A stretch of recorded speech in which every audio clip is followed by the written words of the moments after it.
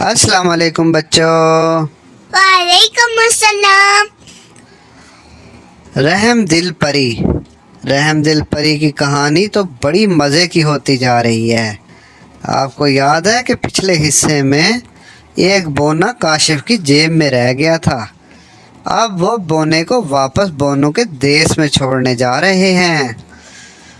خیرو کی بات سن کر رحم دل پری نے خیرو کی طرف دیکھا اور بونے کو خیرو کے ہاتھ میں دیکھ کر ہنس کر کہا، یہ تمہاری جیب میں کیسے آ گیا خیرو؟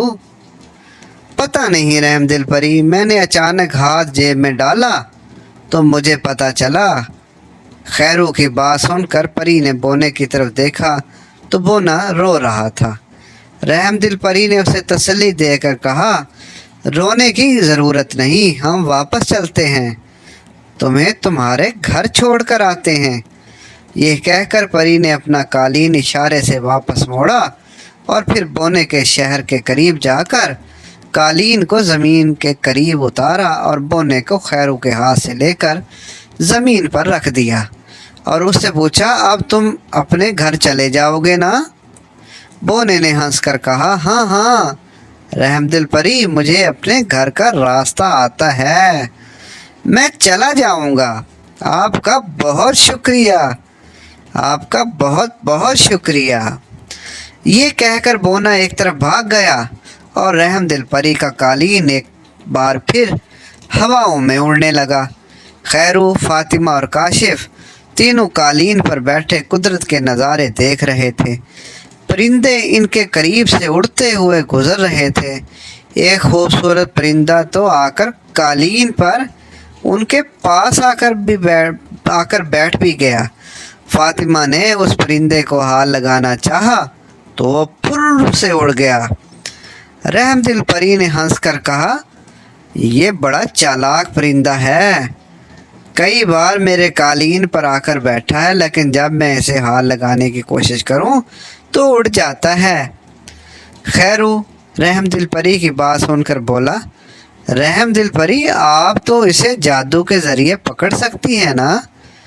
پری نے جواب دیا، ہاں پکڑ سکتی ہوں، لیکن میں پکڑنا نہیں چاہتی، اس لیے کہ پرندوں کو پکڑ کر پنجروں میں بند کرنا بہت بڑی زیادتی ہے، پرندے ہوا میں ہی اڑتے اچھے لگتے ہیں۔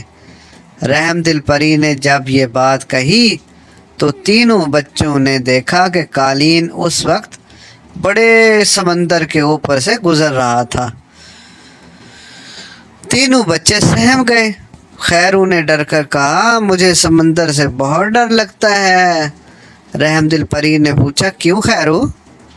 اس لیے کہ مجھے تیرنا نہیں آتا، اگر میں سمندر میں گر جاؤں تو میرا کیا بنے گا؟ رحم دل پری نے ہنس کر کہا، تمہیں ڈرنے کی ضرورت نہیں، اس لیے پہلی بات تو یہ کہ تم سمندر میں گرو گے ہی نہیں، اگر گر گئے تو میں تمہیں فوراً سمندر سے نکال لوں گی۔ یہ بات سن کر تینوں بچے ہنسنے لگے۔ اب قالین ایک باغ کے اوپر سے گزر رہا تھا جس میں بہت سے پھلوں کے درخت لگے ہوئے تھے۔ خیرو نے لبوں پر زبان پھیر کر کہا، میرا تو پھل کھانے کو بہت جی چاہ رہا ہے۔ فاطمہ نے فوراً خیرو کو ڈانٹ کر کہا، چپ بھوکا کہیں کا، ہر وقت کھانے کی بات کرتا رہتا ہے۔ پری نے فاطمہ کی بات سن کر کہا، نہ بھائی نہ، خیرو کو اس طرح نہ ڈانٹو، اگر اس کا پھل کھانے کو جی چاہتا ہے تو چل کر اسے پھل کھلا دیتے ہیں۔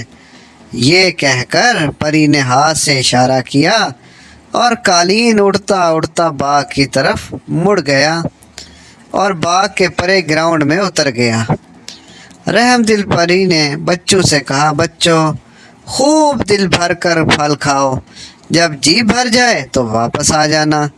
بچے قالین سے اتر کر پھلدار درختوں کی طرف بھاگنے لگے، لیکن خیرو رک گیا اور رحم دل پری سے کہا، باجی رحم دل پری، آپ پھل نہیں کھائیں گی؟ رحم دل پری نے کہا، نہیں مجھے بھوک نہیں لگی، میں گھر جا کر کھانا کھاؤں گی۔ खैरू ये सुनकर फातिमा और काशिफ के पास चला गया और तीनों ने खूब जी भर कर फल खाए। कालीन की तरफ आ गए और कालीन पर बैठ गए। कालीन फिर हवा में उड़ने लगा। कालीन उड़ते उड़ते जब काशिफ और फातिमा के गांव के ऊपर पहुंचा तो फातिमा फौरन चिल्लाकर बोली, रहमदिल परी, ये तो हमारा गांव आ गया है, और वो देखो वो हमारा स्कूल है। रहमदिल परी ने देखा तो वाकई कालीन स्कूल के ऊपर उड़ रहा था। परी ने कहा, चलो मैं तुम्हें यहाँ उतार देती हूँ। इस वक्त खैरू सो रहा था। फातिमा ने उसका कांधा हिलाकर कहा, उठो खैरू, हमारा गांव आ गया है, परी हमें यहाँ उतार रही है। खैरू नींद से चौंक कर इस तरह उठा कि वो अपने आप को संभाल ना सका और नीचे गिर गया। दोनों बच्चे चिल्लाकर बोले, रहमदिल परी, खैरू कालीन से गिर गया है। रहमदिल परी ने देखा वाकई खैरू कालीन से लुढ़क कर ज़मीन की तरफ जा रहा था। तो आज ये नामा हिस्सा आपने सुना, कैसा लगा आपको? रहमदिल परी की कहानी का नामा हिस्सा बड़े मज़े का था। देखे खैरू भी वहाँ कालीन से जो हवा में उड़ रहा था गिर गया।